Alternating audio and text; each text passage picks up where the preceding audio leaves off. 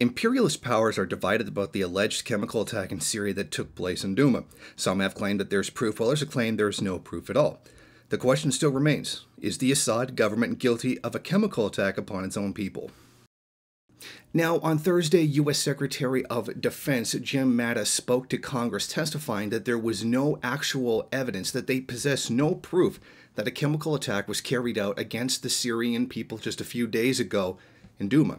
He said that most of the evidence they had came completely from social media and other media sources. I believe there was a chemical attack, and we're looking for the actual evidence. The OPCW, this is the Organization for the Chemical Weapons Convention. We're trying to get those inspectors in. If we get them in, if the regime will let them in, we will not know who did it. They can only say that they found evidence or did not. There have been a number of these attacks. In many cases, you know, we don't have troops. We're not engaged on the ground there. So I cannot tell you that we had evidence, even though we certainly had a lot of media and social media indicators that either chlorine or sarin were used. He also added that as a result of this, the lack of concrete proof, that the Trump administration had not yet decided whether or not it was going to take military action against Syria. Meanwhile, the United Kingdom's Prime Minister and top-level advisors agreed on the need to take action to alleviate humanitarian distress and to deter further use of chemical weapons by the Assad regime. Following a decision in which every member present made a contribution, the Cabinet agreed it was vital that the use of chemical weapons did not go unchallenged. Cabinet agreed on the need to take action to alleviate human distress and to deter the further use of chemical weapons by the Assad regime. Meanwhile, on the same side of the world, the French President Emmanuel Macron said that there was definite proof that the chemical weapon attack did take place and was perpetrated by the Assad government. And they said that they would make a decision on whether or not to take military action in due time.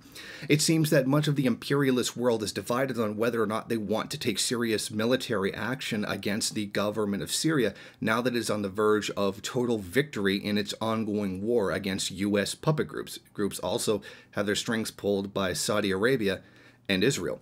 It seems many of the states are still skeptical, a bit apprehensive about going into a war that will most definitely bring neighboring countries into the conflict as well, such as Iran, and bringing in other powers that are supporting the Syrian government, like Russia and China. As it has been reported previously, 3 Chinese warships have moved into the Mediterranean just for this effort.